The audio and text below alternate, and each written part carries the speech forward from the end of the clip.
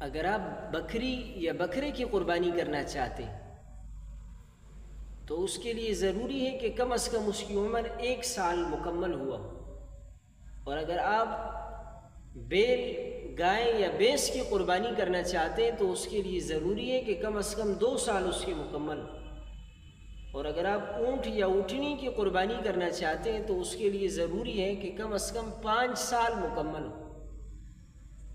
ان جانوروں کی مقررہ عمر سے اگر 1 آدھ دن بھی عمر کم ہوگی تو ایسے جانور کی قربانی نہیں ہوگی۔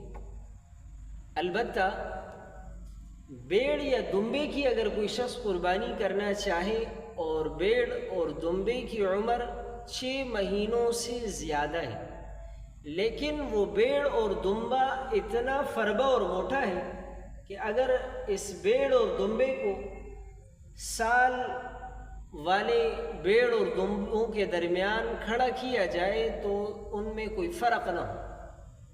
تو ایسی صورت کے اندر ایسے بیڑ اور دمبے کی قربانی کرنا جائز ہو۔ لیکن اگر بیڑ اور دمبے کی عمر 6 ماہ سے بھی کم ہے، اگرچہ وہ بیڑ اور دمبا موٹا تازہ ہی کیوں نہ ہو، ایسے بیڑ اور دمبے کی قربانی جائز نہیں ہو۔ اسی طرح اگر کسی جانور کی عمر کے پورا ہونے کا یقین ہے کہ اس کی عمر مکمل ہے، اگر بکری یا بکرا ہے تو 1 سال مکمل ہے، اگر بیل یا گائے یا بھینس ہے تو 2 سال مکمل ہے، اونٹ یا اونٹنی ہے تو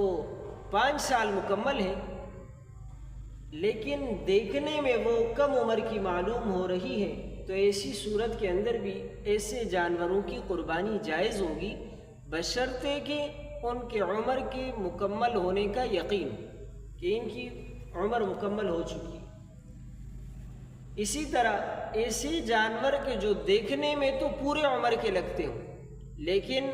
یہ بات یقینی طور پر معلوم ہو کہ اس جانور کی مقررہ عمر ابھی پوری نہیں ہوئی،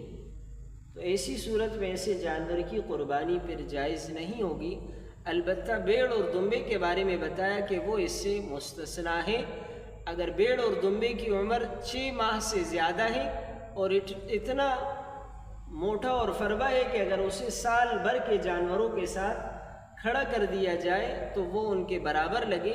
تو ایسی صورت میں اس بیڑ دمبے کی قربانی جائز ہوگی۔ جو بکرا گزشتہ سال عید کے دن پیدا ہوا تو اس سال عید کے دوسرے دن اس کی قربانی جائز ہوگی، کیونکہ سال مکمل ہو چکا ہے۔ سال مکمل ہو تو ایسے جانور کی قربانی جائز ہے۔